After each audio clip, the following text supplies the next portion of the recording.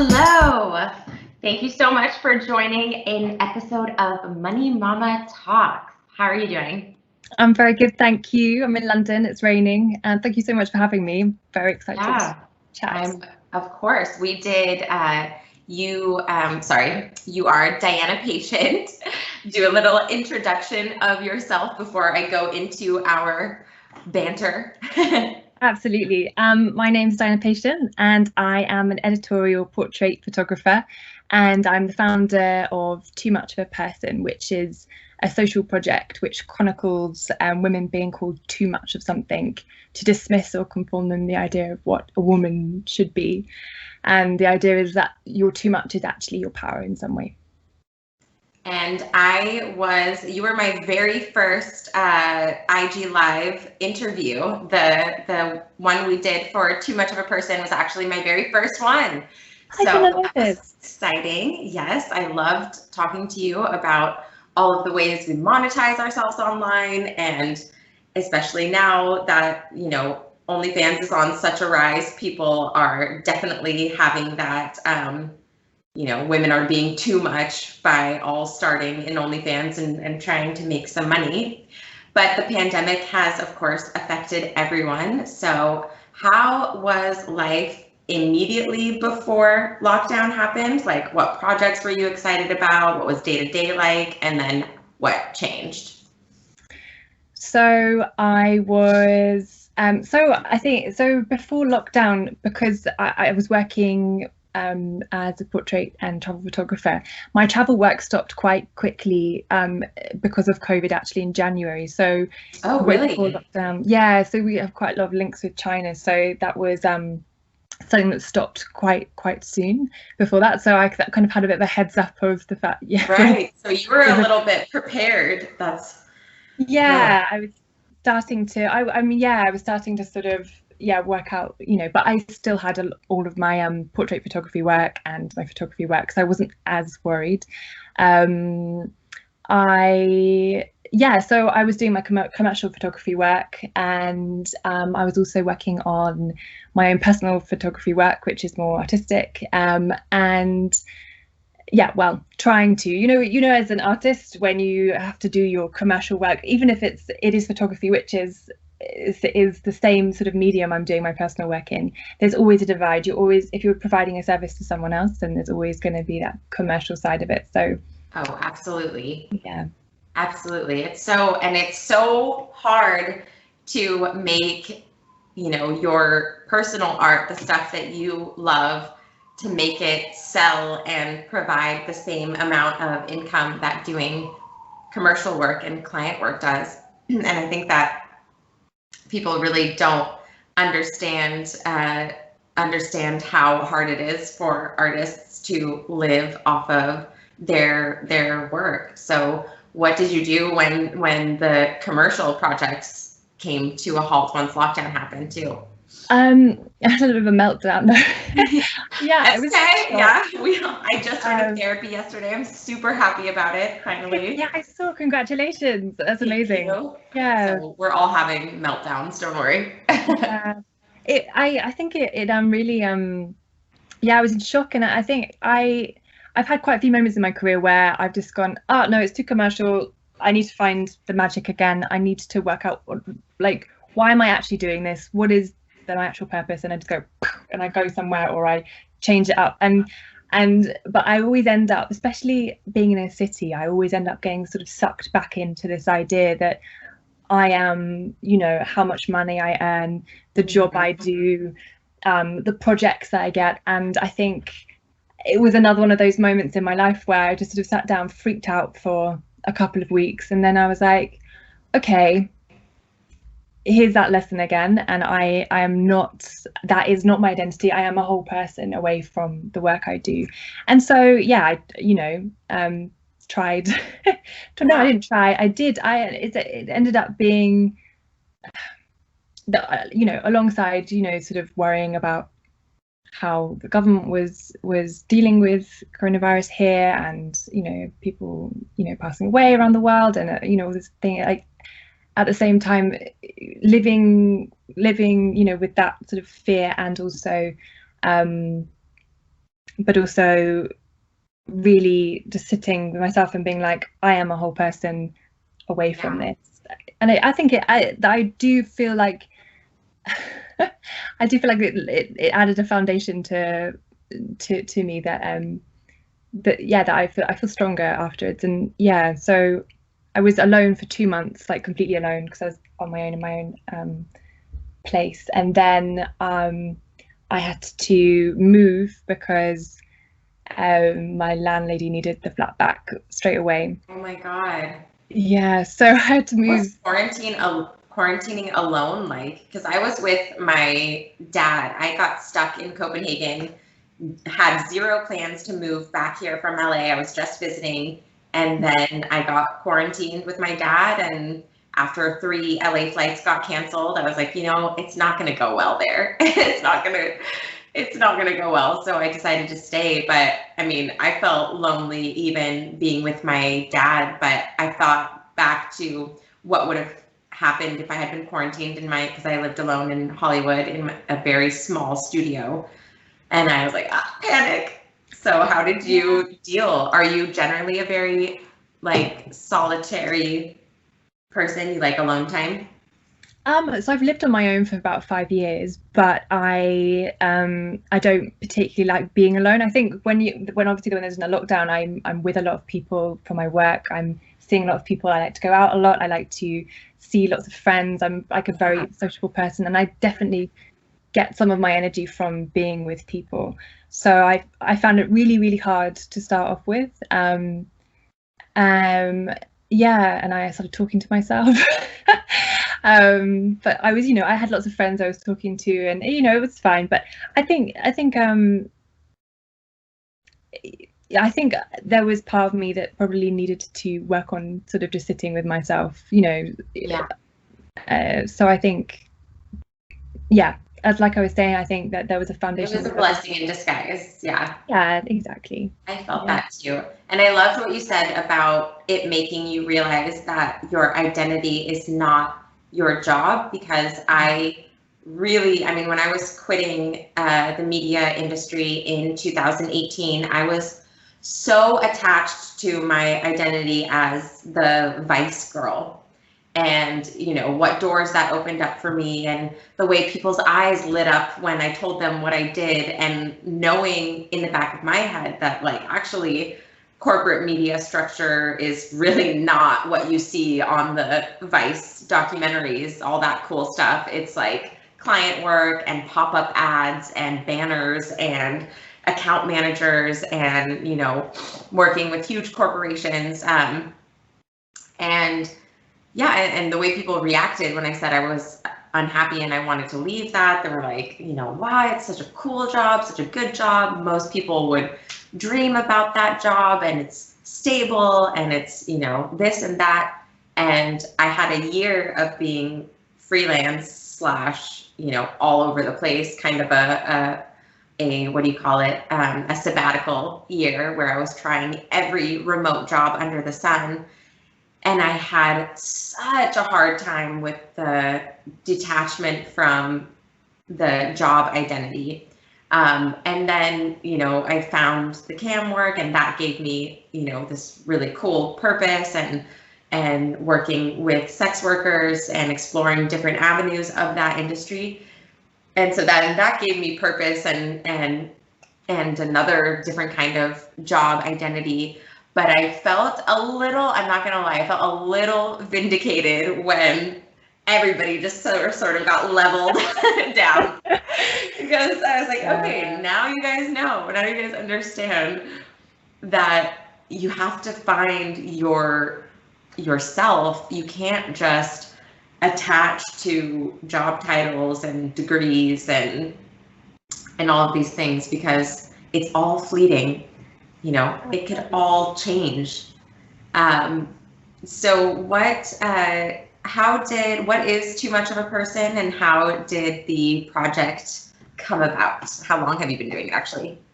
Yeah, so I think it's been about almost, so it was end of 2017, so I suppose 2 years properly.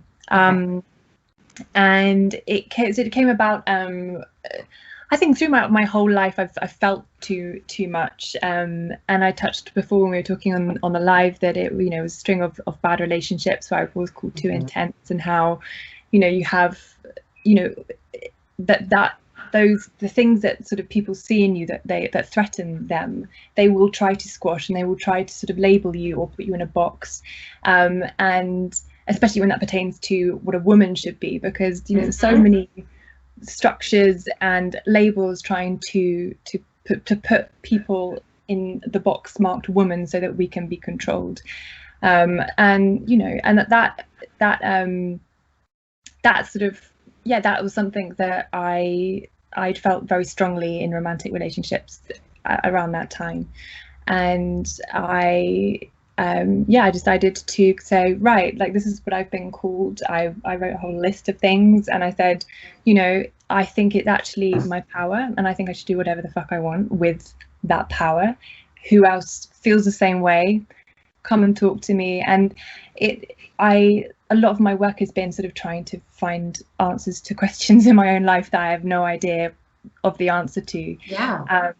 And I think that too much was something that was being spoken about a lot in, you know, just in the media, and people were starting to sort of, you know, talk about how they felt squashed and quiet, and especially after Me Too shed light on everything that was happening, and how prevalent that was, with some people that may not have, mainly men, may not have realized how prevalent that was. It was starting to shine a light on that, and I think it was the right time, and about 50 people responded to the Facebook post from all around Europe, and I thought, all right, I have to go and see all these people, and I didn't really have a plan, or like how I was going to make it work financially or anything, and I got a call from Sunena, who did a lot of the work of Too Much of a Person with me in the last 2 years, and she just said, I'll make it happen. So she's a product manager, and she was like, I'll do the business side of it, I'll make it happen for you.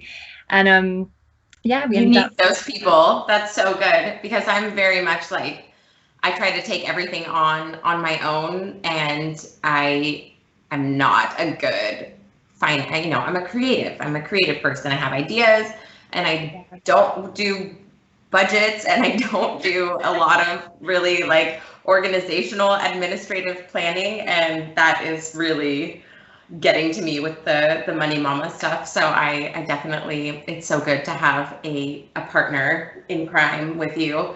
And it's funny that, so in 2017, I actually got dumped by a long-term boyfriend. He was officially he was a fiance, actually. We had gotten engaged. Oh, wow. Yeah, and he dumped me in a Facebook message, first of all. And his exact words were that I was too much, and he felt like a puppy on a leash, just chasing after my dreams. And I was like, okay, so, well, you never asked. I found out later he was having an affair with someone that we both knew, but he used that excuse of me being too much, and then just completely cut off contact. And that really haunted me for like 2 years. It was 2 years before I found out the real reason was he was cheating, and he just didn't have, you know, the guts to say it. But it's so like, it's so hurtful when you're told on one end to be, you know, ambitious and to be smart and to have goals and don't depend on a man, and then you think you find a partner, and it turns out actually all that work that you did was, you know, too much. It's overwhelming. Yeah. I know, yeah. It's definitely the threat of like cis men, usually cis white men, sort of being emasculated by, you know, and it is a threat, and it's sort of them lashing out, trying to sort of control the situation that they're usually on top of, and they're usually sort of like the privileged winner of, and and I know exactly what you mean. It sort of haunts you, and that shame. With a lot of the people that I interviewed, as soon as they spoke out what they've been called too much of, they said, a lot of people who came to the launch sort of a year after they've been interviewed, they were sort of like, yeah, I speaking it out loud, it doesn't seem as scary anymore, because especially for me, I was like, oh, maybe I am too much. Like, if I tell people, they'll be like, oh yeah, no, you are too intense. Yeah. Like, I knew that all along, kind of thing. And I'm like, so I'm thinking, I don't, and it was interesting. I don't know whether it was the same year or a year before, but Gone Girl, the long speech about the cool girl. I posted that on my Facebook, and I didn't put quotations marks around it, but I credited Gone Girl at the end. But a load of men crept out of the woodwork on my Facebook profile, thought that I had written it, and it was like talking about like anal sex and like what a cool girl is and all this kind of thing, and they all kind of crept out of the woodwork and all had different, all incredibly threatened, saying, one was going, oh, don't worry, I think you're a cool girl, and then one was going, and then a guy from school I hadn't ever spoken to in my life, let alone spoken to on Facebook, came and was like, and wrote, what did he say? He said, oh, all men are, I stopped reading there. And it was just this massive attack from hundreds of men I barely spoke to, saying, like attacking me for this thing of the cool girl. No women. It was talking about women playing up to the cool girl, not men. And a lot of my brother and a lot of my friends all kind of like commented back. So one of my friends said to the guy who said, not all men, like, all men are, I stopped reading there. She replied saying, and yet you commented anyway. It's almost like society told you that your opinion counts, no matter whether you're informed or not. And oh my God, that's an amazing retort. I love it. Yeah. I love it. So I think, it really, as soon as you speak up and open up about these things, you're just sort of shot down and like cut down, and it is very shaming. And I really hoped, or we really hoped, all of the people who worked on Too Much of a Person, that by having all of these stories of people's, because I think often your too much is, your deepest, especially if you're, heterosexual and cis woman, and like we've been trained to sort of find men at the pinnacle, like their validation and their approval, like speaking up about how we've what we've been called too much of it in that way is often the things that we're very silent about and are keeping inside of us. But it sort of spanned all of the isms in the end, from people being called too black to looking too straight to be gay, or too butch, or I don't know, all like everything to so it ended up sort of well, obviously the whole oppression of anyone ended up sort of coming out and what they've been called too much of. And it so the idea is that people can go to this online archive and listen to the stories and feel less alone in whatever they've been sort of shamed to be, and dispel some of these myths that are fed into us from such a young age. Yeah, that would be a great talk series or like storytelling show. Do you ever listen to Risk? It's a podcast. No. Great podcast. It's about it's just people sharing. I think the tagline is sharing stories you never thought you'd dare to tell, and it's all just about like really sad, happy, embarrassing sex stories, like everything, coming out stories, all kinds of things. And it's a really fantastic podcast, but I think Too Much of a Person would be an equally amazing storytelling show of just having people, talk about how they've been called way too much. What plans do you have for Too Much of a Person when things open up, or for your personal artwork as well? So I think for Too Much of a Person, one of the byproducts of the project was the incredible community that came out of it. Because we spoke to so many people and so many people were involved, volunteering. I think I'd love to do some more story slams, hopefully in person, and just sort of get people to come and have a theme. People come and talk about what they've been called too much of, or talk about what's happening in politics at the moment, or talk about social issues, or just sharing stories and keeping the stories personal, I think. Just like nurturing that community and make ensuring that we carry on having that sort of safe space where people can come and say, I feel ashamed about this, and like who else feels this way, and we can all connect and help each other out. In my personal projects, I've been doing a 4-year-long project about folklore and about my own childhood and relationship with my mum, and I've been traveling to Orkney for 4 years. And it's basically about a story. Have you heard of the Selkie story? It's a Scottish folktale. No, tell me. Basically, it's about a woman who they're seals in the sea, and when they come on land, they become women. And one night they're all dancing on the shore, and a fisherman sees them, and he sees them in all of their like, you know, glory and like joy and dancing, and he's like, right, I want one of those for my wife.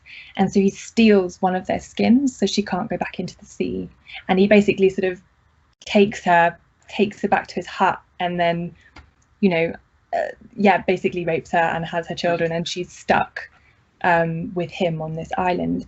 And he goes out one day, and her kids are playing in the garden and in the croft, and they find her skin, and she takes her skin and she goes back to the sea, and she never comes back. Oh my gosh, I love it. Yeah. So my mum told me that story when I was about 5, and she didn't tell me many stories. And I don't have a very good relationship with my parents, or I was thrown out of home when I was a teenager, and it's been a long kind of journey of sort of working out, you know, just things to do with that sort of like, I think my childhood felt like a parallel world to this world. And again, it comes back to that.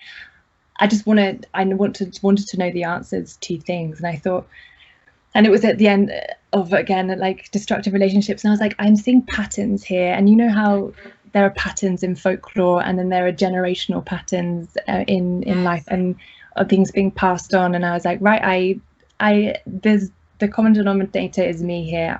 These patterns keep repeating over and over again in my life. Absolutely. I keep sort of finding similar people to how my parents are.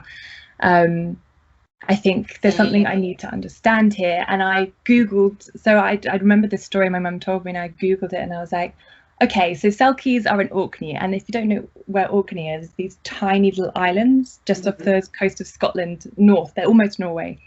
And I was like, right, I'm going to go there, and I'm going to look for Selkies, and I'm going to document everything. And so yeah, I went there, and almost immediately, like, I bumped into a guy who I ended up having a thing with, and he was just, I mean, again, like sort of a similar pattern of like, I think he was like a recovering alcoholic, and like, you know, had killed people, and I don't know, like, and I just was like, oh yeah, this is definitely my type, let's go for it. So, and then there was another couple of people that I met who were very like my parents, and so it kind of started following that folkloric arc of the patterns, and like these patterns in my life that kind of came back. And then so I've been going back again and again, and like sort of different things come up each time. Like from like, I just went with a tent, so I just camped by myself, and yeah, I've been finding it really, really healing. That's so great. So I want to carry that on and try and edit the first draft of the book that it will be in the end. Exciting. It's funny, the pattern thing is exactly what finally spawned me to go to therapy and actually like do it, because I have been a couple of times before, but I don't think I really took it seriously. I was kind of just like, okay, I talked for 2 appointments, and then I was like, I don't really need this or want this. But yeah, I just realized that, I mean, after that appointment with her, just talking about, going from the beginning to childhood to now, was like, holy shit. Like, it's not even to do with, boys or alcohol or whatever it is, because actually those are all just symptoms of this thing that I've, whatever happened in my childhood. And and I was like, my God, I've changed schools, I've changed countries, I've changed jobs, I've changed boyfriends, I've changed friends. And I'm like, and now I'm really happy with the way the setup is. And still, I could find myself like curled up in a ball and just not want to go out for no reason. And I was like, hey, yeah, it's just, it really is, it's that childhood stuff that we need to look back into. So that must be really, healing and exciting to kind of have a little project for your child self, little child Diana. Yeah, definitely. It's been, it's very emotional at times, and like part of me, especially, then I stayed in an abandoned house off in a tiny island at one point, and it was really creepy. But it's really interesting, like just working out what your fears are, like, and when you're left alone at that time, and you're sort of somewhere that's sort of a little bit like a lot out of your comfort zone. And and therapy's just definitely been a big part of the journey. And also with Too Much of a Person, I sort of becoming an accidental therapist for that was, I think, something, I'm not qualified, and I just sort of sat there and said the same questions, but I think just seeing the power of people speaking things out is incredible. It really is. It really is. So where can people support your work, find your work, buy your work? Where can people find you? So I think the best one is on my Instagram account, which is Diazapan, and also at Too Much of a Person, which is our Instagram account. And I'm also launching an online shop very soon, so you can buy prints of my work or commission a piece. Perfect. Awesome. Well, thank you so much for talking to me and coming on the Money Mama Talks. I think it's so nice. I love the culture of these IG lives and the video interviews. I think it's so great, and thank you for Christianing me in the Too Much of a Person live. That was spawned this whole thing. I was like, oh, this is great. I should do that. So.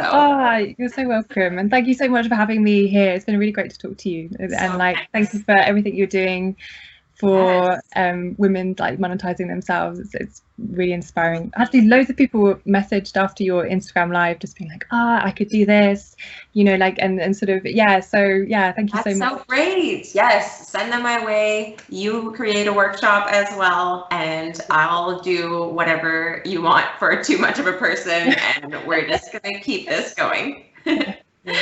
All right, have a good rest of your evening. Yeah, you too. Bye, Danika. Bye.